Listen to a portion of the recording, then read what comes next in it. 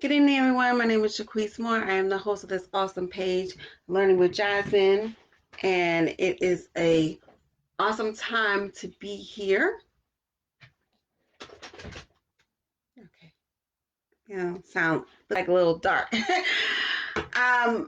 My name is Jaquise Moore. For those of you who don't know, I have a daughter who has autism, and this is a place, you guys, and we're talking about right now tonight is going to talk about middle school and high school students with ASD. And so let's recap a little bit. It's usually the same things here and there. I hope that you guys have watched some of the videos or all the videos recently for Autism Awareness Month. I know I skipped some days because of life itself. I was supposed to do something this morning, but Jen was doing really well, and she had an awesome day. She had an awesome day. Um, she had an awesome day today, and so anyway, what did not want to disrupt or stop what we're doing, and so that's something that I really want to make sure that I let you guys know when things are changing.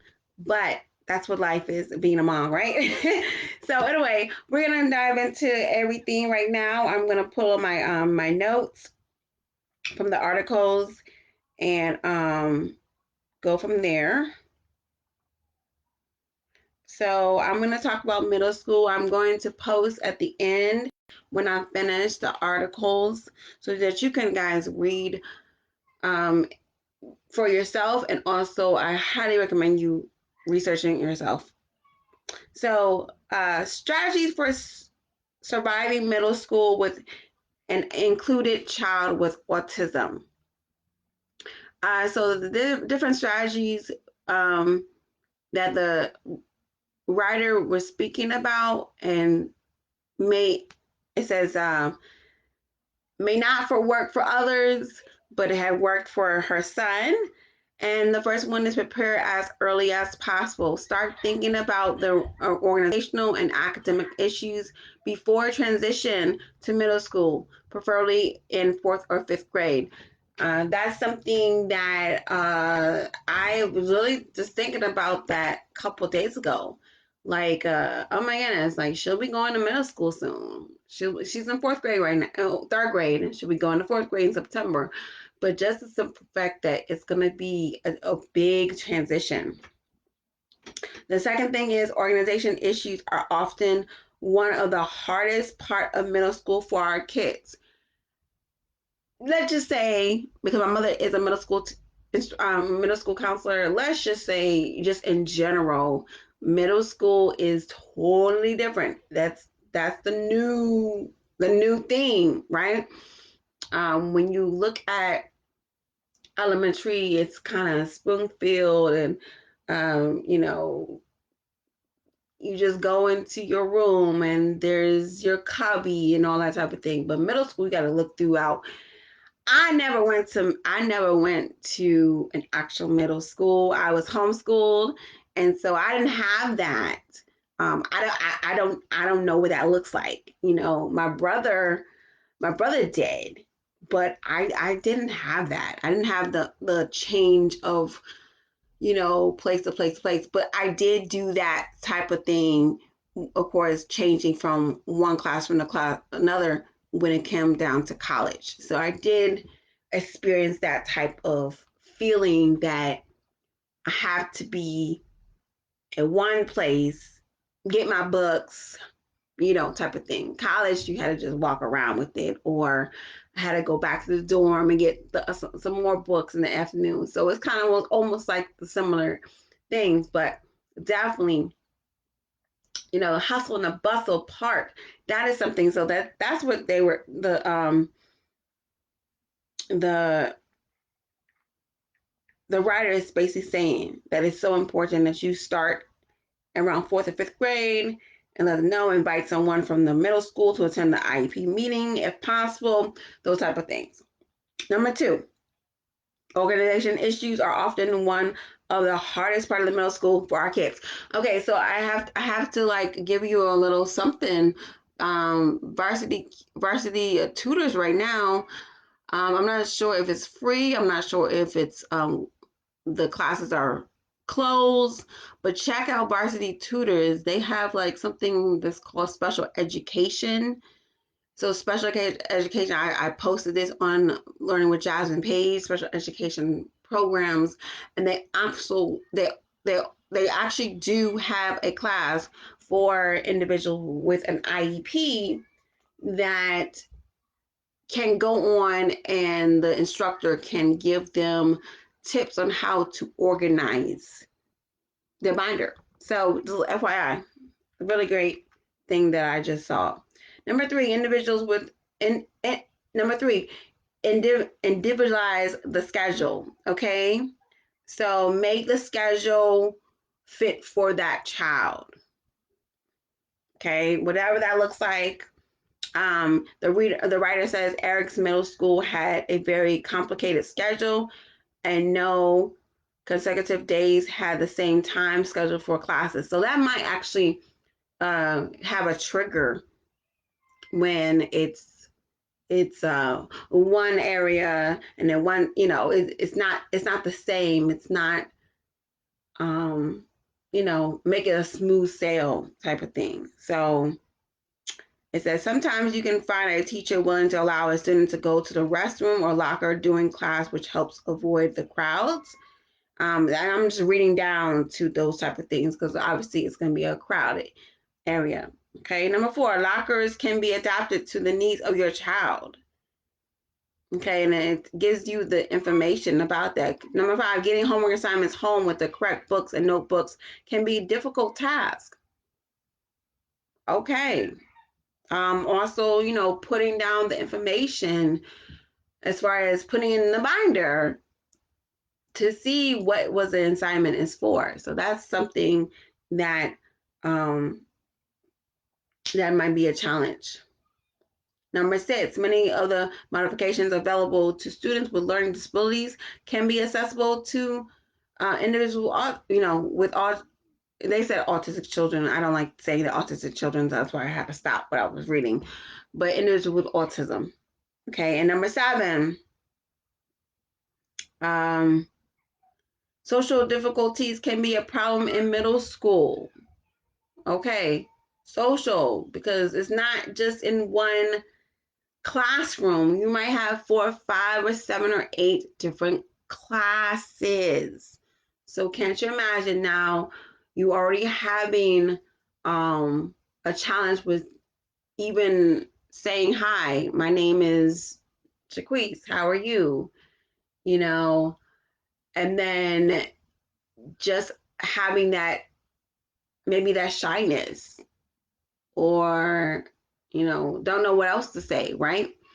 And then now on top of that, there is so many other classrooms that I have to interact and socialize and communicate and do projects with. It's a lot, you guys. It's a lot. So something to keep in mind. Number 8, one of the hardest social situations for my son in the middle school was the physical education classes. And this is the reason why she said it. He or she, I should say, he hated sports and had motor delays that made sports difficult for him and therefore made him more of a target of other students. Okay. So that could be, running around the clock, running around the gym and, you know, uh, may have some challenges with their legs or their motor, right? And so I literally was doing physical education probably about 3 weeks ago when we did physical education uh, in April. It's on my YouTube channel, Learning with Jasmine, and Jasmine's actually on there. So, thank you all for supporting and watching. That's like one of the bigger ones that, the most individuals who are watching have watched it, supporting Jasmine. Number 9, communication is so important in middle school, and unfortunately, you will probably find it harder to communicate with your child's teachers on the middle school and high school levels than in elementary school. that is so true. That is so true. I know that for a fact. That is that is so true because it's not only does your child have 7 or 8 teachers, your teacher has so many students, right? Number 10, last one. Communication from your child about school is also very important.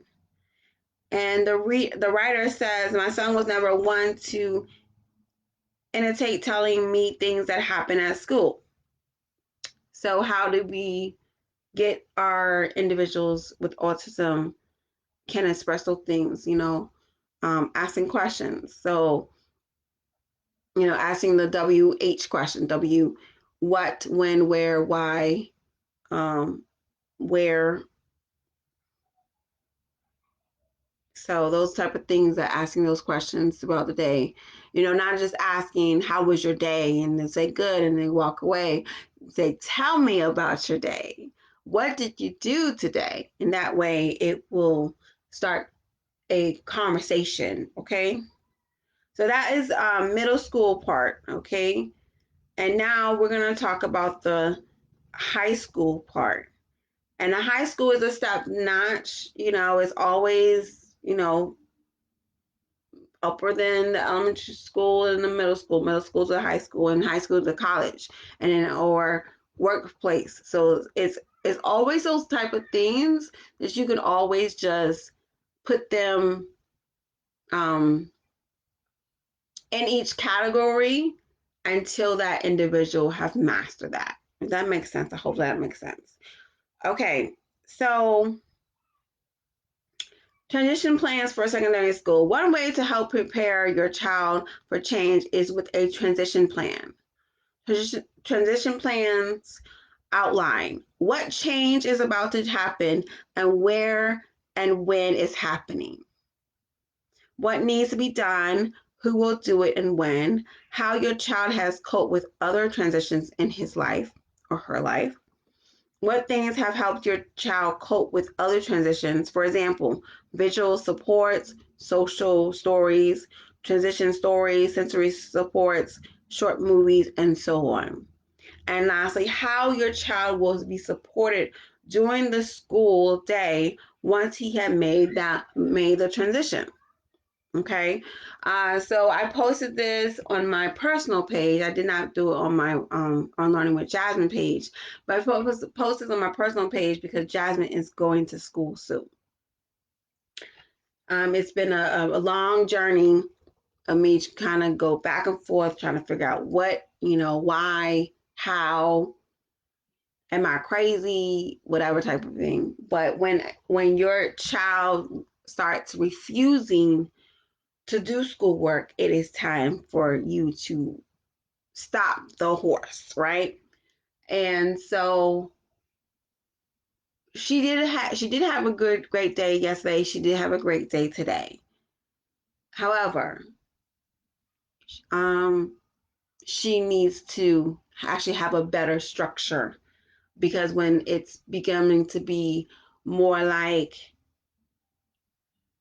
Jasmine's the type of person that she doesn't really like a lot of entertainment, a lot of eyes watching her. So she'll be different um compared to in the classroom, if that makes sense, at school. So um her going to school, which is COVID, COVID still coming, it's still coming along, it's right here. Then we're going to practice putting a mask on. That traditional, like, oh, she's so excited about school, but yet, does she really know about, the fact that there's still COVID and we have to wear a mask? So she wore a mask at home for 4 hours today. I was like, you want to take it off? She's like, no, I want to wear my mask. So it was really good that she was so open. So we will do it again tomorrow. Okay, so it's so important to have that transition period that will help your child, whether in elementary school, middle school, or high school, or college, in the workplace, whatever it is. Start from, you know, where you are right now, if that makes sense. Okay. And so things for you. Okay. So developing your child transition plan. I'm not going to read all of it because it's on the article that I'm going to post, but things for you and your child to do before starting school. Plan activities or areas of the school to focus on at each school visit. Plan who your child will meet at each visit and where. Take photos of the new classrooms, library, etc. Right? Make a map of the school. Take to the school, talk to the school about setting up a mentor or buddy system. Talk to your school about setting up a student support group for your child. Hand over existing supports to school staff. And then talk with school staff about how you and the school will communicate. Okay, so it's a lot of other things that go along with it. I know transitioning and it's not high school or middle school, but transitioning back to school, the special ed coordinator said to me, when we do her first IEP back, her IEP meeting that's coming up soon, let them know what has helped, what has worked for her at home can possibly help her and support her at school. So with math, did you know this girl did division today, but on a computer? I mean, with a calculator that's on the computer. She did it within 5 or 10 minutes with no issues. And she did it like, oh my goodness, like, now does she know division? No. Does she know multiplication? No. Does she know, like, she's still having issues with addition and subtraction? But the simple fact that she's doing it, it will definitely start right here. And so I just like, wow, like there's some things that I am writing my list. So when I have my IEP meeting, then I know. And so that's what the base is talking about, just supporting that individual with ASD, no matter what it looks like, right? Like be in high school, but still be doing X, Y, and Z like they were doing middle school or elementary school. That is fine because they're still being supported. Versus, oh, we're not going to have support, and we're just not going to, uh, help them with transition. So it's so important to start from even at home. Okay, this is what we're going to do first, what we're going to do next, type of thing. It is so important to get that skill than just, okay, let me just put my check on this. Okay, all right, Jasmine did this today, but was it a good transition? So I hope this helps you guys. And then it is, oh my goodness, tomorrow is the 28th. Tomorrow is the 28th, and the 29th, and then the 30th. And oh my goodness, it's coming down to the wire of April. I can't believe it. Okay, so tomorrow we're going to be talking about college students work individual autism, and then Thursday requests from individual autism, and then Friday advocacy. So that's it, you guys. Three more shows for this month, and then May I might even have to take a break. I don't know, but that's what we're gonna be doing.